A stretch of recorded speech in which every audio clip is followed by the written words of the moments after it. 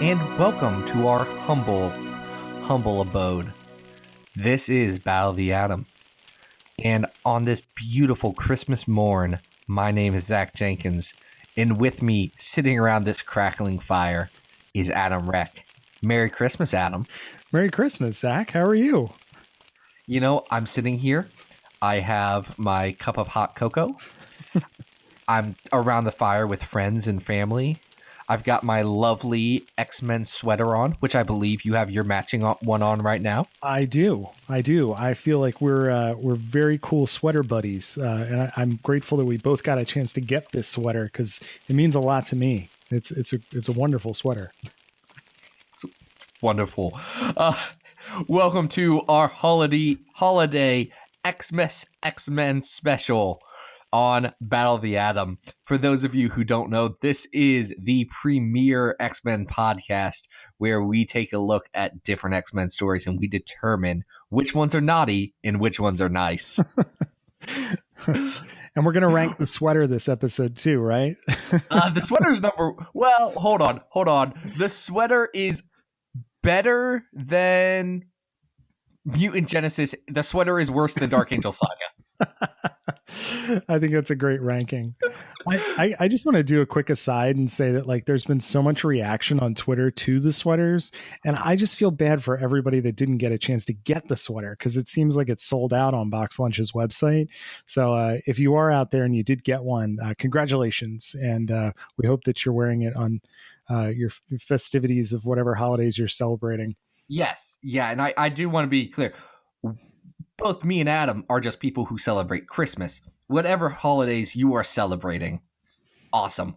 X-Men is nothing but about inclusivity and, just doing your thing.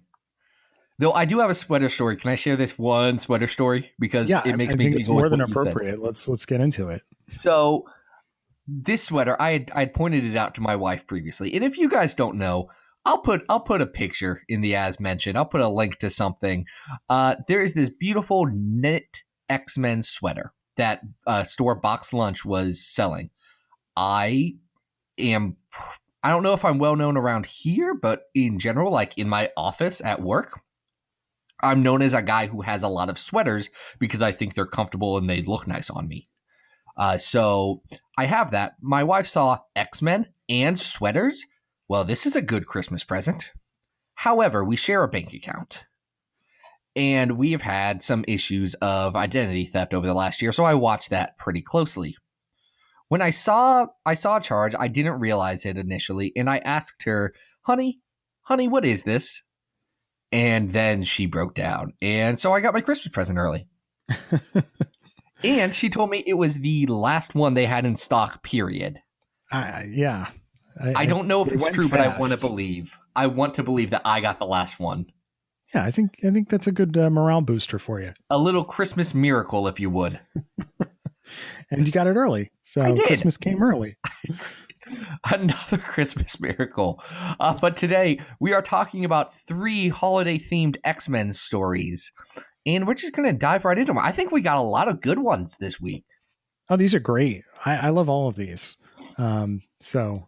Yeah. Maybe some more than others, but these are really fun to go back and look at. They are.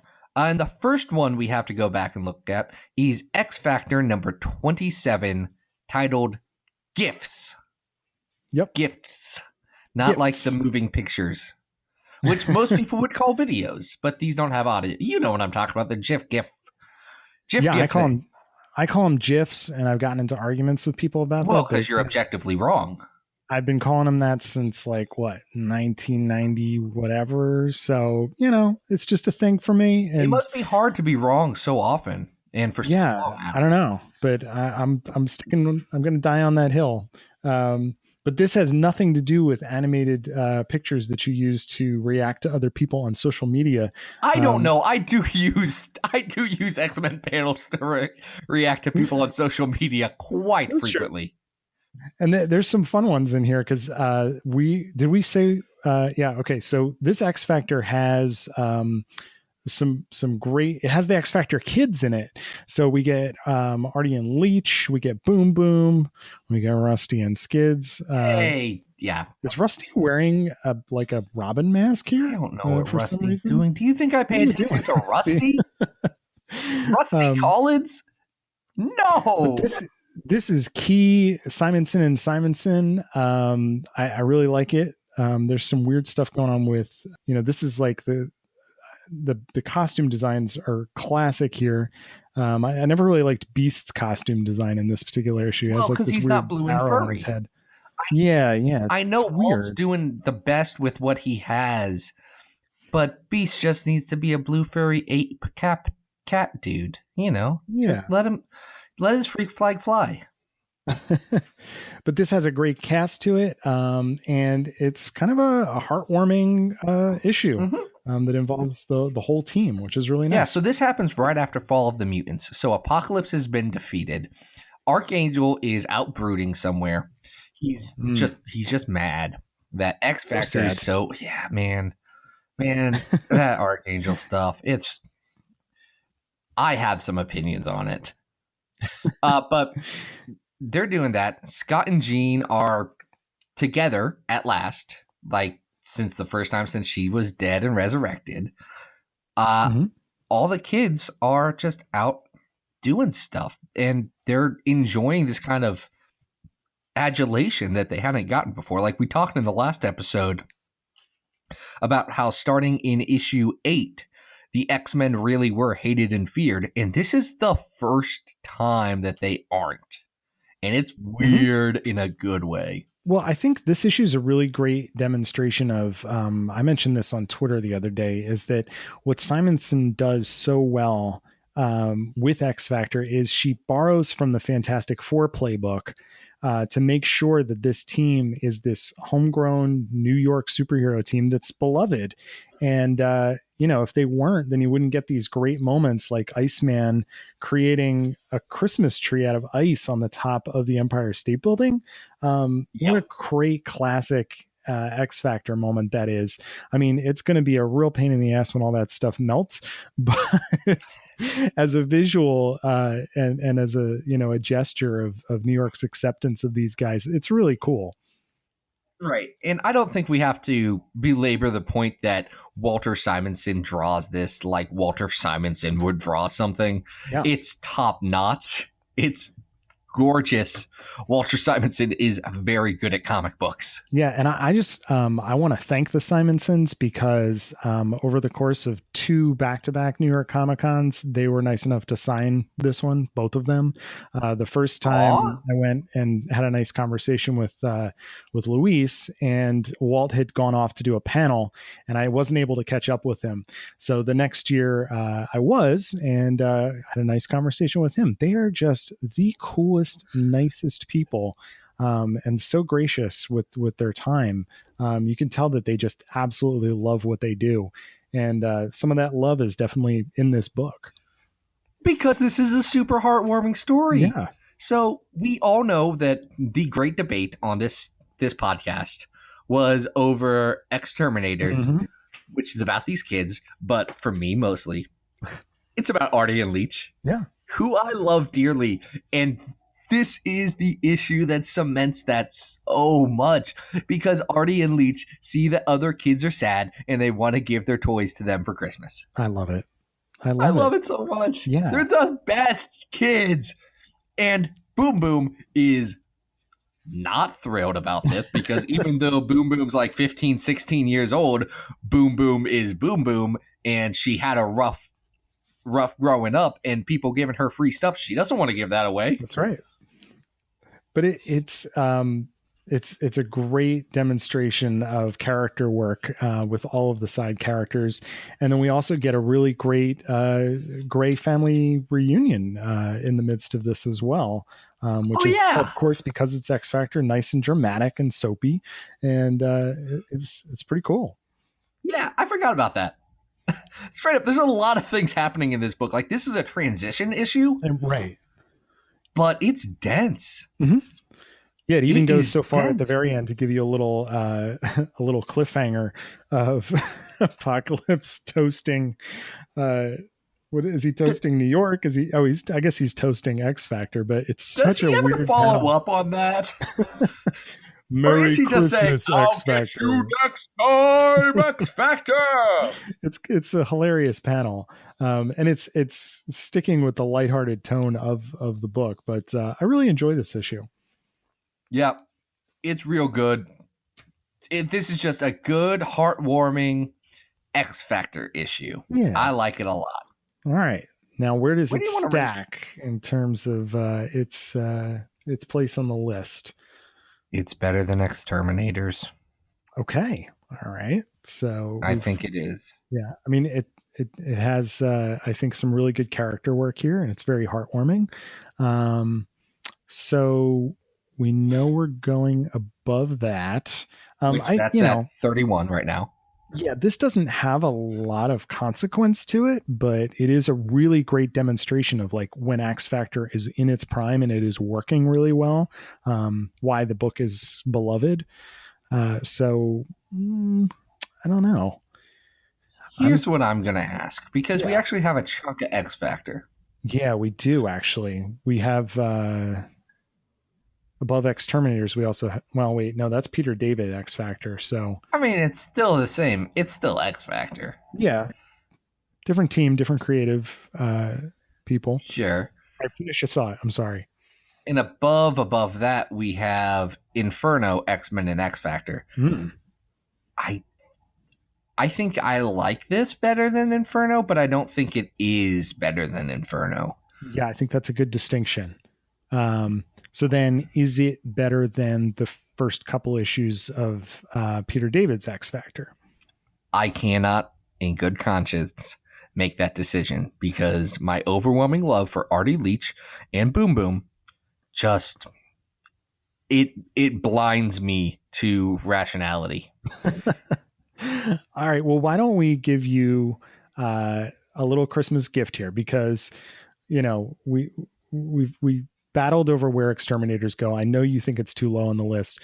Why don't we put it at number 30? So then it's ahead of the Peter David, and then it's below Inferno. I can live with that. All I can right. live with that. I think that's a good So, place for it to whistle. yeah, X Factor 27 X jumps in at number 30. So, All the right. next story we have on our list this holiday season is Uncanny X-Men 143 with the incredibly festive name Demon. Yeah. And despite its protagonist, it is not a Hanukkah story. No, but Hanukkah plays a key role in it because That is true. yeah, because Kitty's missing her family. Everyone's getting to celebrate stuff, and she isn't. It actually, I'm going to go on a bit of a tangent. It actually reminds me a lot of one of my favorite episodes of X-Men Evolution, Oh, where okay. they have a Christmas episode, and everyone gets to go to their family, including Kitty. She gets to go back to Deerfield to have Hanukkah with her family.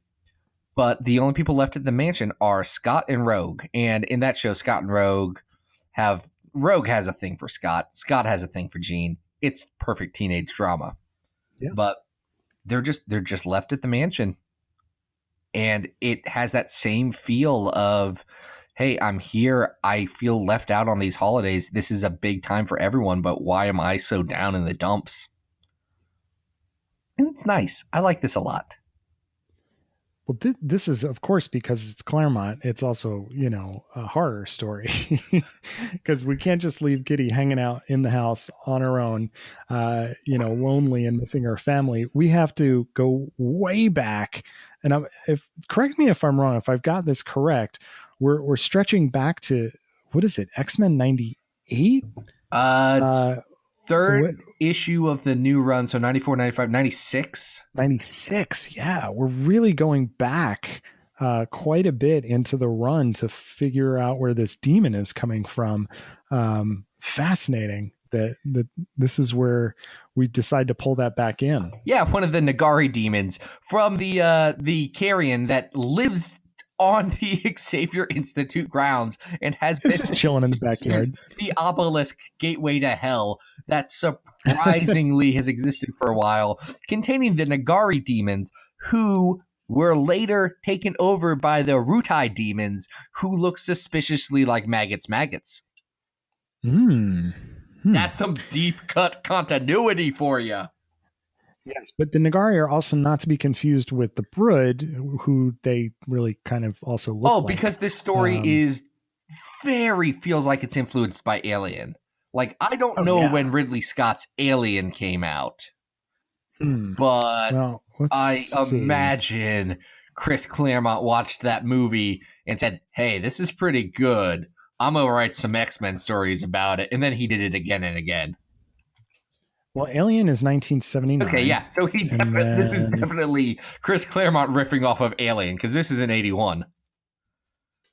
Yeah, so it's in recent memory, and Claremont wears his influences very, very broadly on, right on the sleeve. Yes. So this is clearly a reference to that, as is the Brood in general, to the xenomorphs. But I think this is a really fun story, and I want to champion one individual here because, I think when you think about this issue, you might be thinking about John Byrne and what a great job he is as an X-Men artist. You might be thinking about Claremont, but I will tell you the superstar of this issue is Tom Orzechowski, because there is a waterfall, a deluge of text in boxes, narrations, and thought bubbles as we get through this.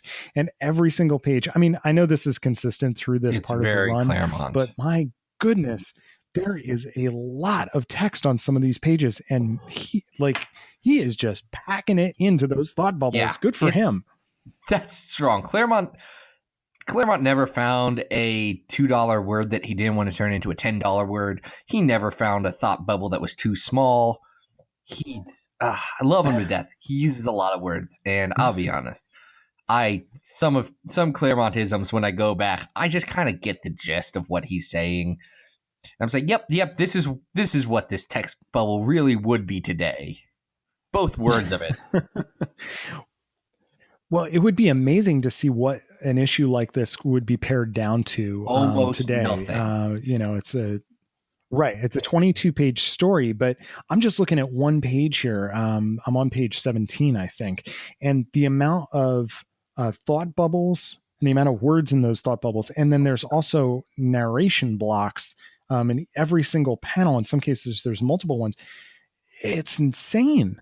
Just to read the one page might take you as long as it might take you to read like 5 or 6 pages in a contemporary comic. It's a very different style.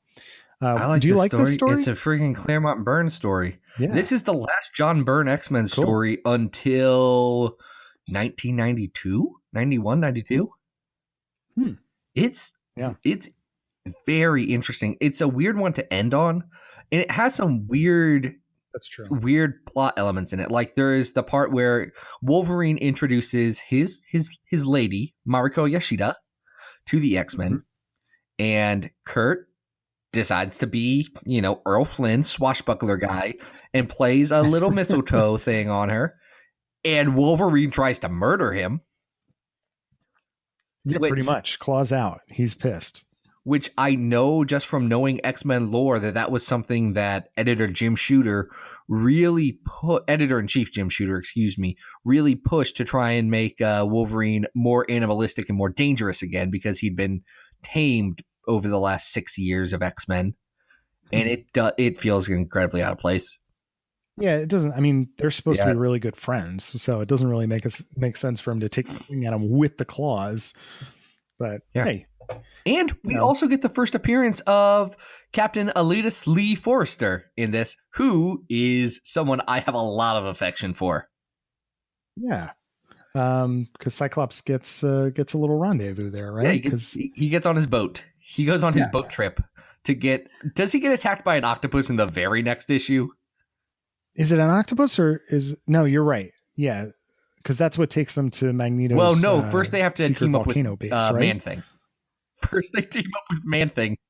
and then Oh, they end okay. up on the Forgot about that. Yeah, yeah, yeah. they end up on the Octopusheim, as Jay and Miles call it. Yeah, this is Yeah, good. kind of hard not It's to a call good it a little bad name. Christmassy Yeah, issue. I like very it a great. lot. It has a nice happy ending. It has Kitty destroying most of the X Mansion, which is kind of Mhm. funny. Yeah, the scene where Storm is like, "I just went upstairs, and is there something you want to tell us?" Yeah, don't go look for It's the great. Blackbird. Yeah, the classic Kitty Pride story. Um, so, where would you rank this story? I like this. This is a good mid tier Claremont uh, X Men issue. Mhm. Like it's not as Yeah, good as Life Death. I don't think it's as good as the Storm and Ileana Magic miniseries. I probably like it about as much as I like X Men or X Factor 27. Actually, probably a little less than that because, like, I think this Kitty Pryde story is a very solid, tight, well written 20 pages of comics, 22 pages, whatever it ends up being. yeah, I don't think it's incredibly essential. I think this is good X Men. Just yeah. capital G, good X Men. Well, it's excellent character development, for Kitty on her own. We get a nice little exploration of what she's like on her own, what her motivations are, what her relationship to the rest of the X-Men are. But, a big chunk of the issue is, like you said, it's Alien. She's on the run and she's trying to figure out a way to best destroy this thing that's chasing her. So, I see where you're coming from there.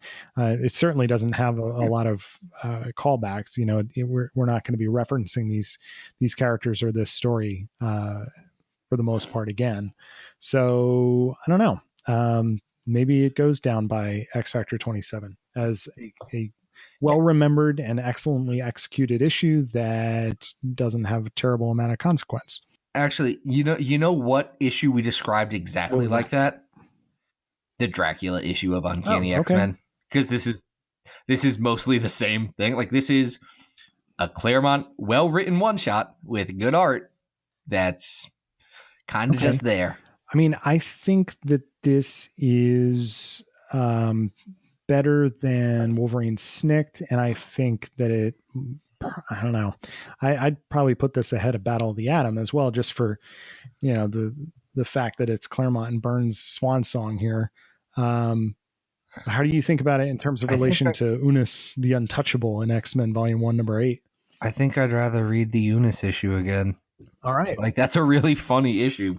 Like Yeah, I think about that panel of Unis trying to get his cigarettes. he wants that cake, man. He really does. Oh, that's good stuff.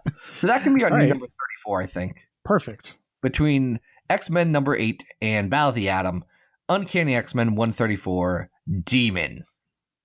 Now brings us to our final story today, our final Yuletide tale. This is taking place in a very special issue. So special, in fact, it says special on the cover. Mm-hmm. This is in Marvel Holiday Special 1991. It is a story by Scott Lobdell with art by Dave Cockrum called A Miracle a Few Blocks Down from 34th Street. um, can I just tell you what a pleasure it was revisiting this? I remember owning this as a kid and just really enjoying every single one of the little short stories in it. And it was really fun to go back and reread this. Yeah, it's kind of great. Like, let's talk about this team. Scott Lobdell is among the X-Men writers who've just written the most X-Men, and he was just in the process of starting at this Mm-hmm. point. I think he would have just been doing a few like Excalibur arcs and backups and stuff like that around here. Yeah, he's probably picking up adjective lists after Byrne jumped off, right? Yep. And Dave Cockrum is known as the guy who helped invent X-Men as the Yeah. thing we actually care about. Mm-hmm. And this is not a contemporary 1991 X-Men story. This is a classic X-Men story. So, you know, we get some really, really great nods to that time period. And I think I want to compliment Lobdell for doing a really good job of setting the tone and the place of this. It has a certain place within continuity that really works very well. It's got a certain Claremontian feel to it. It's not overly verbose, but it manages to capture the characters in that specific time frame, I think, pretty well. Yeah, it fits perfectly because this was the first time I'd read this story. I had a rough idea of what happened in it. Mm-hmm. Mostly the special guest star who appears, who we will talk about. Yeah, that's probably the most important part. It is.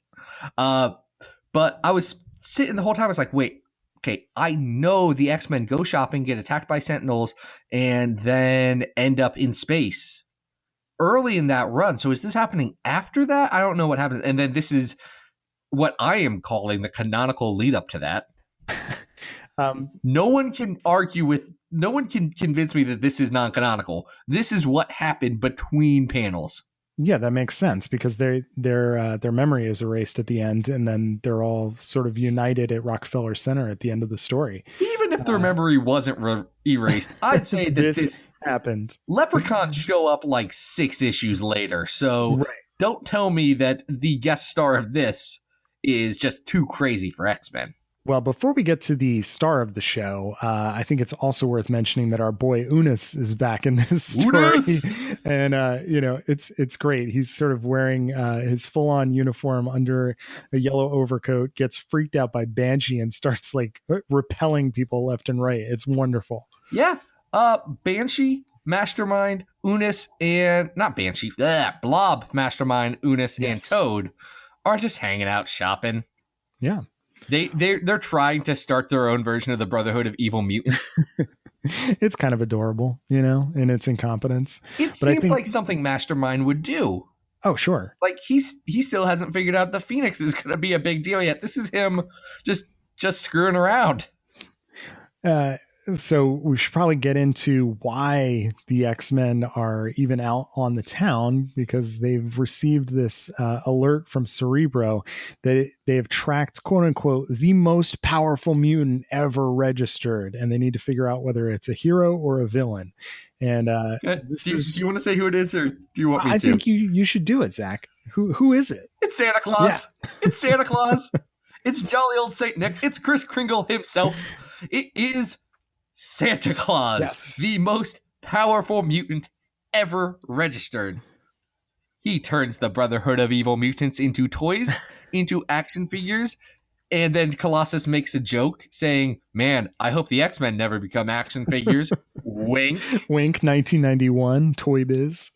And then Santa, he says, "No, I'm not going to choose sides. I'm Santa Claus. I'm really good. Here, I'm going to teleport you to where you need to be," which is with the rest of the X-Men in Rockefeller Plaza, so that they can go into space and Jean can get the Phoenix Force, which makes me think that Santa Claus may be responsible for the Dark Phoenix saga. Ooh, I hadn't looked at it that way, but you may have a point, especially because he's trying to just sort of like stay off to the side on the sidelines, all I'm saying is if Santa Claus would lay down the red and white and take up the blue and yellow of the X-Men, maybe the Dabari people wouldn't have been, genocided. That's a good point. But he's got work to do. He's got to deliver presents.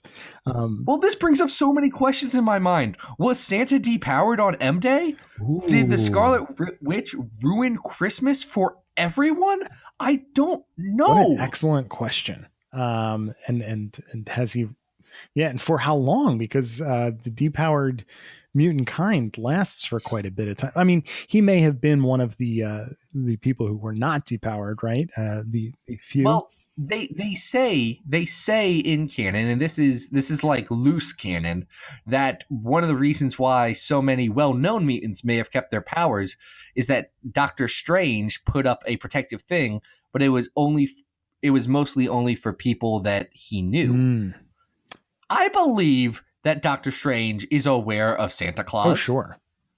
Like, he's the master of the mystic arts, and Santa Claus is a magical figure. I imagine that Doctor Strange has had some run-ins with Santa Claus, though I I read a lot of Marvel holiday specials over the weekend, and I don't remember one where Santa Claus and Doctor Strange hang out. No, not that I can recall, but uh, it does bring up some interesting continuity questions. I just think it's really a delightful little story. And I think that having Cockrum back to draw it and Lobdell really doing a great job of putting this into continuity. I mean, you'd be excused if you thought that this was one of the classic X-Men backup stories. Yeah. Because it's excellent. I think it's really fun. And I also think it's worth noting, I mentioned this before. There are some really great other stories in this special, and we don't have to go through each one, but there's an excellent Fantastic Four story that is written by Walter Simonson and done by Arthur Adams. They had just collaborated on one of my favorite things, which is the new Fantastic Four in part of Simonson's run. You mentioned that you really like the Cap story that's in here, right? Yeah, there's a Captain America story by Len Kaminsky and Ron Lim, and it's Cap doing what being a good boy, and Cap goes visits a veterans association on Christmas because he wants to be there for his fellow soldiers, and he runs into Bucky Barnes' sister, and he goes and essentially just goes to her house and talks to her about, hey, I know your brother disappeared a while ago. Your brother was a great dude. He was my best friend. And he said, at the end of the day for Christmas, he says, I don't have a lot from Bucky, but here's what I do have. And he gave her a badge from his uniform. Yeah. And it's a freaking touching story. And it's everything I want Cap to be. I thought it was great, because it resolves with her inviting him to stay, and that he's now part of the family, and it's a really great story. There is one extra piece of X-Men content in this special, and There is. there is the Merry Mutant Melodies 2. It says so. I'm a little unclear as to where Merry Mutant Melodies 1 was. Do you happen to know that? What's the number 12? Ah, okay. I don't know the number actually off the top of my head because I immediately said, this is number 2? Yeah. Well, yeah, it was in What the? Okay. All right. Which, Yeah. by the way, if no one's ever gone back to What the, it's not bad. It's not good, but it's not the worst thing in the world. It's a Marvel comedy series. It has a lot of fun stuff in it. If you ever wanted to see Yeah. Cyclops shooting laser beams out of his ears, No, that's What If. is that a what if issue? That was What If. That was the. Oh, why would I think that was I don't know if it the? was. I don't know if it was the Editors Month special of What If Yeah, or I think that's what it is. And that one's really But yeah, goofy. they just. Oh, that issue of What If is among the best ideas of a comic book ever. I love that issue so much. Yeah. All right. So the original Merry Mutant Melodies appeared in What the dash Yep. question mark exclamation point. But we do have these song parodies of Have Yourself a Merry Little Christmas, the 12 Days of X-Men, Jingle Bells, and for some reason we have a parody of Madonna's Vogue, which is rewritten to be about Rogue, and they're funny. They're picking on sort of the 1990s X explosion with the sales and all of that stuff. So they're silly. They're worth checking out. They are worth checking out, and maybe if you guys are good boys and girls, we'll stuff a sneak preview of one of these in your stocking at the end of this episode. Yeah, stay tuned. That may happen. So we've talked a lot about this holiday special. I love it. Adam, great. Where does it go on this list? Because this is a hard one to rank. Because I refuse to believe that it's a what if, but it probably needs to be treated in the same vein as the what ifs. Because we've never done just one shots in an anthology thing before. No. And, I think when we finally get around to getting into some of the classic X-Men vignettes, we're going to be in a similar issue because some of those are really good, but they're short. These are little tiny storylines. All right. So you just said you're talking about what if. I'm gravitating towards the last what if story that we covered, which was Valentino's X-Men staying in Asgard. I like it better than that. Okay. I like it better than that. All But right. this is a group consensus. This is Adam's feelings and Zach's feelings mixed into the correct feelings on X-Men. Okay. So how high do you want to go? Ooh, man, see, that means I have to make a decision. Is Santa better than Dracula? Yes. Okay, I'll buy that. I'll buy that. So we'll put it above number 37 for sure. Is this better than that Kitty Pryde story that we just ranked? No. Okay, I can buy that as well because this is only a few pages. Yes. But I think it is better than Snicked. So the question is it better than our namesake, Battle of the Atom? Yeah, It is. dude, All right. dude. This is Santa Claus being a mutant and then defeating the Brotherhood of Evil Mutants and then just It's yes, really well yes, done. in the spirit of Christmas. In the spirit of Christmas, I have to believe that this incredibly coherent and beautiful Dave Cockrum drawn classic giant size X-Men story is better than Battle of the All Atom. right. And it's going in at 35? It is going in at number 35 between Demon and Battle of the Atom. Marvel Holiday Special 1991. A Miracle a few blocks down from 34th Street. And that does it for the ranking segment of the show. But in the spirit of Christmas, we wanted to give you guys a bit of a gift. So, what we did, I put out earlier today just if anyone has any X-Men Christmas holiday specials for Battle of the Atom to answer, ask them. And people did. Cool. So we'll pick a few of these. This first one comes from Papa Trent at InstaTrent on Twitter, and he asks, "What would Dupe want for Christmas?" Oh, well, I would assume some sort of, high definition filmmaking equipment of some kind. I mean, that's my first thought. I mean, this could really go anywhere. Here's where I think you're wrong. I Yeah. think that Dupe has already spent everything that he wants on film and TV equipment, and he doesn't trust anyone else to buy it for him. He has very specific specs. For some reason, my mind's just gravitating towards the word pineapple, but I don't know what that means. Well, I think we should use a little bit of dream logic to this, right? Because, what is inside of Dupe, is a real chaotic environment. So it really could be anything. I mean, I'm kind of envisioning him maybe wanting like a Criterion collection of avant-garde, like Dadaist movies or something like that. What do you think? Like that's good. I can't top that. That's what he's getting for Christmas. Like those old like experiment movies where somebody's trying to stab the other guy in the eyeball with a needle or something. Like I can see Dupe really like having that on his list. All right, I'm sorry. What was the next question? The next question comes from us from Charlie Etheridge Nunn, Charlie_EN on Twitter, saying, if an X person would go through the Santa Claus as in the legal sentence, who would it be? Oh, who would be the most likely to be Santa Claus?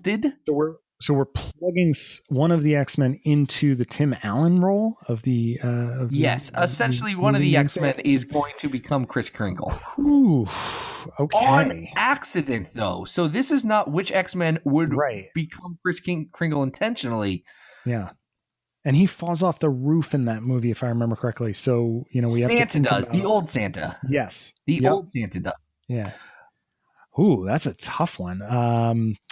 Because it's got to be someone who doesn't want to be Santa Claus. Yeah. And also somebody who could have a physical transformation into Santa Claus, so it can't be somebody that has any of his physical attributes, because that's part of the comedy is like that he's got to get big. He's got to grow the beard, got to go white haired.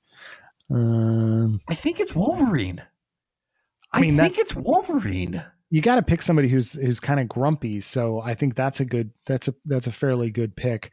I think Generation X era Banshee might be a nice answer to this. Banshee's I'm thinking, too damn cheerful. I know Generation X Banshee, but no, Banshee is the most likely to be Santa Claus. Like yeah, just that's true. He regular in might his spare already be time, he's Santa Claus. accidentally Santa Claus.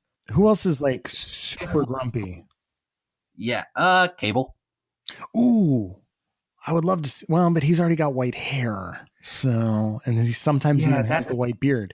So, all right, let's stick with Logan. I think he's a good pick for this. He's going to really hate being Santa Claus, and that he fits the will. movie. All right. This comes to us from Matt_Sibley, my good buddy and Legion Quest co-host, Matt Sibley, asking which iteration of the team would have the most successful Christmas Day, which would have the least successful Christmas Day. Ooh. Well, I think we just saw the classic X-Men kind of have a really great Christmas. I mean, I think that the was pretty giant size solid. team on top of Yeah, so they've got that down to a science. that's going to be the best. Now, who's going to have the worst? I think Ecstatics is going to have the worst Christmas. Yes, because one of them is going to die, and then there's going to be like some weird Christmas themed guy who's going to try and join the team. It's going to be awful. It will be. We just got a couple more that I want to get to. Friend of the show, Genetic Ghost, who has the great podcast, The Young Ones, asked, what's Cable's preferred Christmas cookie? Ooh, Snickerdoodle. Snickerdoodle. That's what I was going to say. Yeah. Snickerdoodle. Well, then we must be right. I mean, yeah, that's correct. A friend of the show, Luke Hare at Coltreg, asks, which X-Men would you least want to get as a Secret Santa giftee, and what would you get them? Ooh. Oh, gosh. You want to take a shot at this? Let me think. I feel like Storm would be tough. I feel like Storm would be tough to buy for because you want to make it good. You want to make it right. You want it to be a great present because who doesn't want to impress Storm? But Storm's really into gardening, and that's her biggest hobby. And I don't know what else you get Storm. Like, what do you buy the woman who has everything? She doesn't need anything for gardening because she can just kind of make a garden happen. I immediately started to think of like Rogue. She's prickly. She's probably not going to like whatever you get. And your first instinct is going to be to buy her a new pair of gloves. And she's going to hate that. That was exactly my first instinct. You're right. Maybe there's some sort of like telepathic link that the sweaters provide, that are linking our brains here, Zach. That's a good point. Our last question comes from Nur Ravel at Ravel_Nur on Twitter, who asks, he asked a couple questions about Hanukkah, which I'm not Jewish. My entire Hanukkah-based knowledge comes from the Rugrats Hanukkah special that played a lot when I was younger, which is a very good episode. Okay. It's like if you're ranking Rugrats, that's surprisingly high on the list. That's another podcast. That is. But their question is, what kind of candles do the Jean Grey School / X-Mansion use for Hanukkah? And I'm sorry, I don't know enough about Hanukkah candles to know that there were even different types. Ooh. I thought you would just buy like an 8-pack at the store. I'm sorry, yeah. I don't know enough about that. I was going to say wax. Yes, I don't think that's wrong either. But are we looking for a brand name here? Because I don't know. I feel relatively ignorant about the different kinds of candles that may be on the market as well. So, but there is a question they ask that I do at least have an answer for, and it's what kind of ex-Hanukkah traditions are there? Oh, now, not a ton of the X-Men are Jewish, but I feel very strongly that, especially Utopia era, Magneto and Kitty Pryde shared a very important Hanukkah together, because I am 100% on board that Magneto, his favorite holiday, and this is not just colored by that beautiful moment in X-Men First Class where it's Magneto's favorite memory is Hanukkah with his mother, but I believe that Magneto has strong feelings about a holiday that celebrates an oppressed minority group fighting and resisting against an overwhelming group trying to attack them, taking back their land, and standing up for what they believe in. Like, from everything I understand about Hanukkah, that's Magneto's deal. That is his entire jam, and I believe that it is very important to him. Yo, Zach, I just want to let you know that Rutgers Rugrats special obviously taught you quite a bit about the holiday. Yes, yes, it's So good. well done. Hanukkah's a cool story. I like Yeah, Hanukkah. Like, absolutely. my family doesn't celebrate it because we are not of Jewish descent, but I think Magneto would. I think Magneto would like it a lot, and he would bring in Kitty Pryde because they've traditionally had that connection. Like, they may not always get along, but their Judaism, that's what really started Magneto's face turn in Uncanny 150. That's really what brought them together before the trial of Magneto, going to a Holocaust memorial together. Yeah. Like, I 100% believe that Hanukkah, even if Magneto, I can't imagine, is very much a practicing Jew, I can 100% believe that Hanukkah is something that's important to him still. Well said, sir. And with that, this has been a holiday-themed Battle of the Atom. Everything Battle of the Atom is supported by the wonderful folk on Patreon. If you want an entire episode built around something that you suggested for Battle of the Atom, a story that you want to see ranked, how about you go over to patreon.com/XavierFiles. If you pitch in at the $2 level, you will get a story on this list, and it will be a ton of fun. Now, beyond that, everything we do Battle of the Atom wise comes to us from... I just repeated myself. Oh my gosh, I'm getting too used to this. You can find every Battle of the Atom hosted on my website, XavierFiles.com. That's also where I talk about different X-Men things. This week, I will have covered Danger, the X-Men's Living Danger Room, which is, I assume, going to be interesting. I have not written it yet because I record these in the past. So, it'll be a good time. Beyond that, you can follow me on Twitter at XavierFiles. Now, Adam Reck, where can people find you online? You guys can follow me on Twitter at Arthur Stacy. You can check out my website, adamreck.tumblr.com. And probably by the time this is out, I will have a downloadable PDF of the latest issue of Bish and Jubes available at my Big Cartel store. So if you're interested in that, you can hop over to my Twitter and you can link up. Awesome. I'm really excited to get Bish and Jubes. I'm so happy. Yeah. Next week, we're going to be ringing in the new year with stories about guys going to bars and gals, really X-Men and X-Men adjacent characters going to bars. That's a Patreon request, and I'm really excited for it because it has one of my favorite X-Men one-shots, period. So it'll be a good time. We just want to say Merry Christmas, Happy Hanukkah, Joyous Kwanzaa, whatever you're celebrating this holiday season. I hope it's a good one. Thank you for listening on Battle of the Atom. Adam, thank you for doing this show with me over the last 21 weeks. Hey, man, this has been great. And happy holidays to you and your family. Happy holidays to you and your family.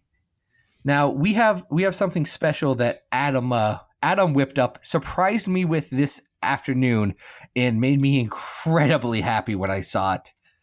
This is a song called By Yourself, Another X-Men Spinoff. And it's a real treat. Until next time, this has been Battle of the Atom, and I hope you survived the experience.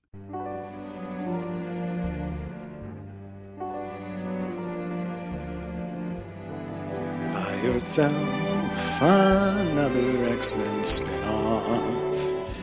Though the price is rise,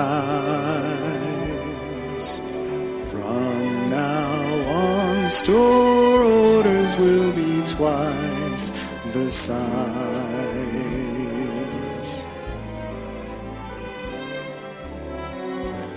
Buy yourself another X-Men spin-off. make your parents pay. You'll be reading 24 hours a day.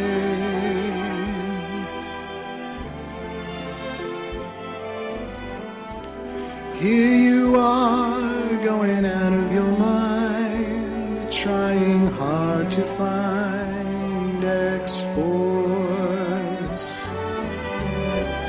Comic stores may be all sold out, so stand up and shout, get more. Through the years, we only had Uncanny, causing quite the stir. Now Factor Force, and don't forget Excalibur.